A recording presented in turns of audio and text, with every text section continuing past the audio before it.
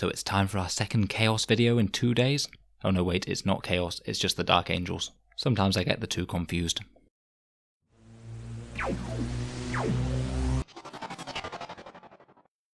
Hello and welcome back to Auspex Tactics, the strategy focused 40k channel, where we're all about getting the most out of our miniatures on the tabletop.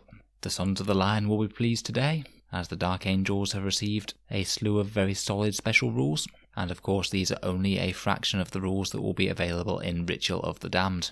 I think it's likely that we're going to have quite a lot of good stuff still to come, but as always we'll take a look at what we know now, and talk about the ways that we know that Dark Angels are going to get stronger when the book is out. Now, Dark Angels, much like Blood Angels and Grey Knights, have arguably been one of the weaker factions, rules-wise, for the majority of 8th edition now. Quite a few of their units suffered from being a bit overcosted, and they don't have quite as many powerful tricks as some of the other Marines and factions out there. Just from what we've seen here, they've received a very solid power buff, and they've most certainly got unique ways of fighting that set them apart and easily let them compete with the various other Marine factions that we've got going now. So without further ado, let's get into these lovely rules.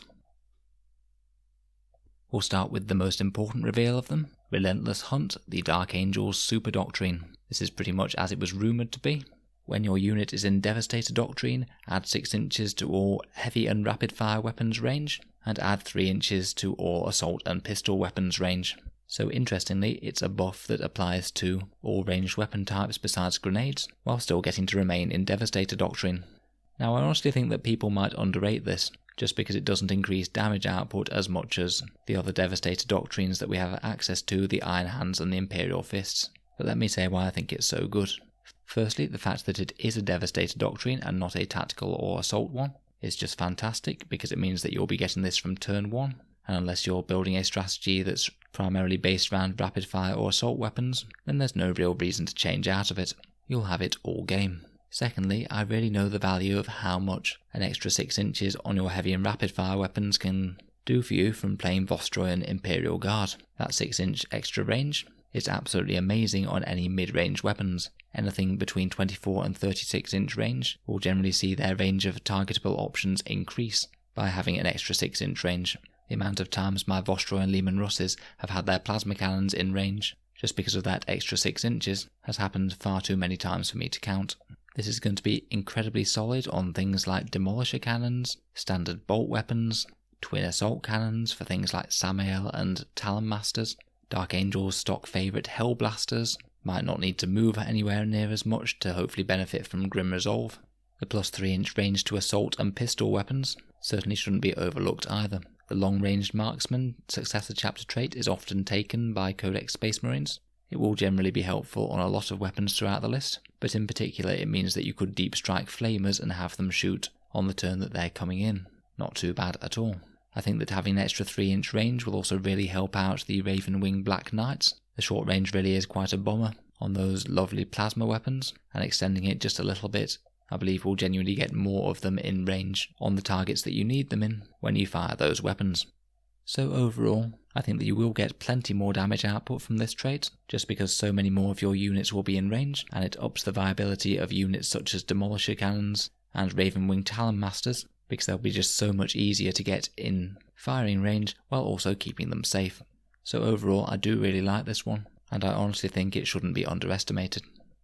They haven't mentioned if Grim Resolve has seen any changes. We've seen a lot of the standard Space Marine chapter tactics tweaked, so it's not impossible Grim Resolve might have changed too, but I guess that remains to be seen. Either way, Grim Resolve with re-rolling ones if you're standing still certainly synergizes well with Relentless Hunt, because with extra range you're a lot more likely to be able to stay stationary and get those re-roll ones. So that's probably the biggest news out of the way. Let's look at the other rules that they have shown us.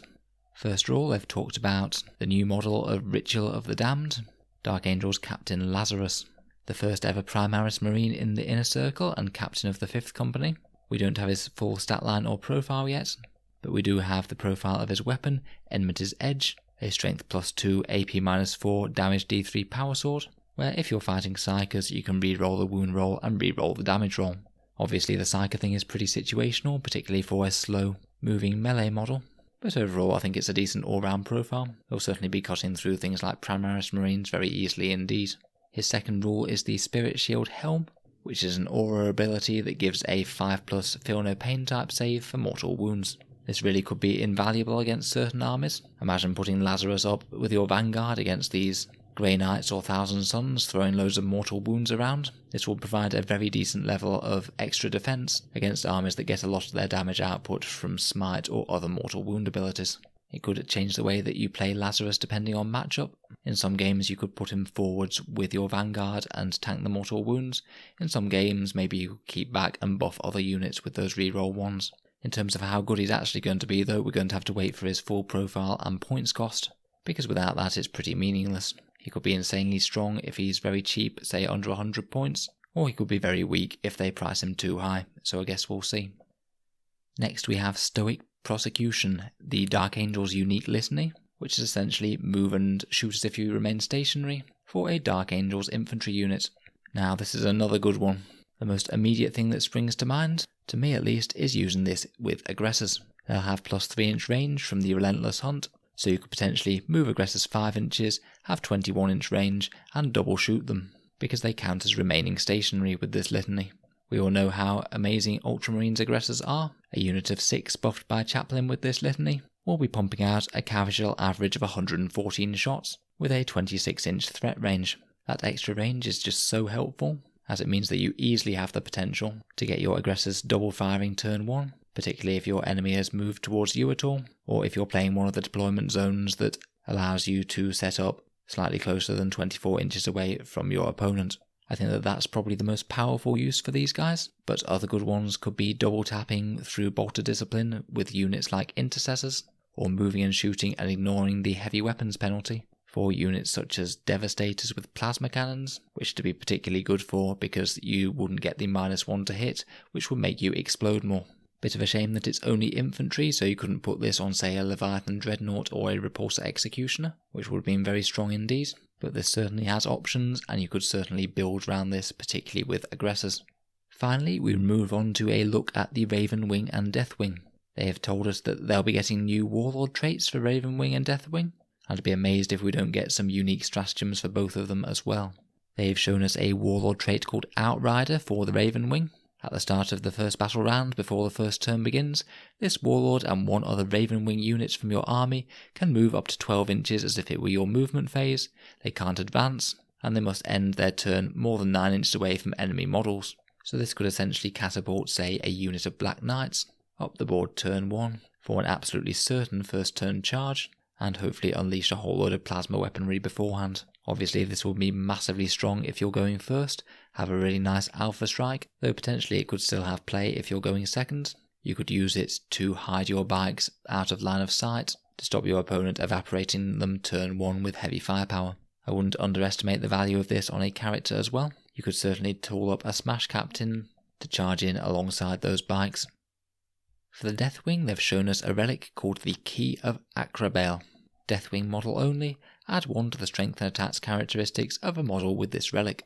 Well, that's very simple and effective. You're most likely going to want this on a Death Company model with a Thunderhammer or a Power Fist. He's going to hit enormously hard if he's hitting at strength 10 and getting an extra attack, so in theory he should be 6 attacks with Shock Assault on the charge.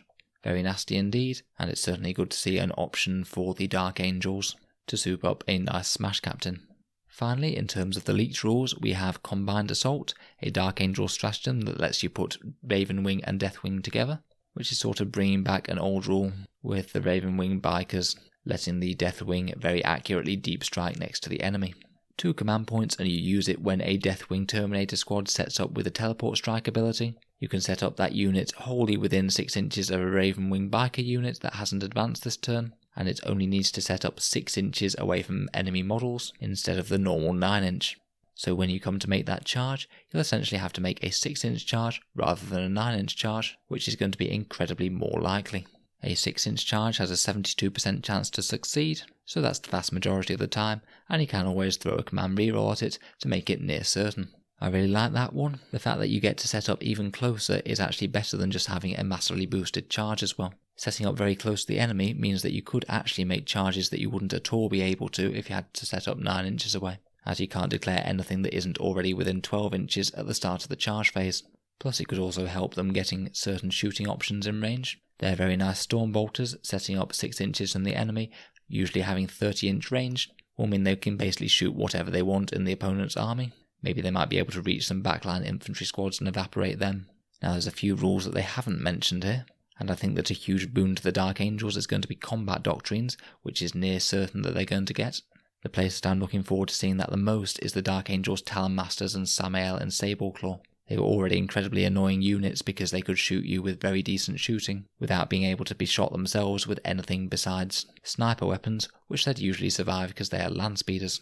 Having plus 6-inch range to those assault cannons, and also an extra AP -1 on their shooting, means that they're going to be generic great anti-everything firepower, and they're going to be a real menace to fight against. I think that they'll be one to watch in competitive lists going forward.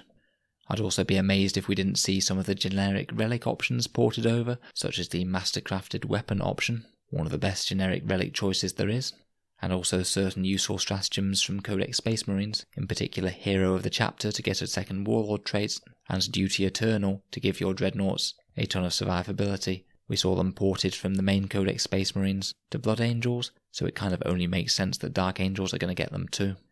I'm certainly looking forward to seeing Ritual of the Damned, and I'll be trying to make a video for Dark Angels and Grey Knights as soon as possible, once we have the full details, which should be this weekend. If you'd like to see more, then feel free to subscribe to Auspex Tactics. I'll be making more Warhammer 40k strategy content each day, and I am hoping to be looking at some Dark Angels units individually as unit reviews going forward. I also do have a Patreon page, and any support for the channel is certainly appreciated. And of course a big thank you to those of you who have already pledged their support. It's certainly helping me get towards a point where I can try and focus on this channel more. Anyway, thank you for listening. I'll hopefully see you guys next time.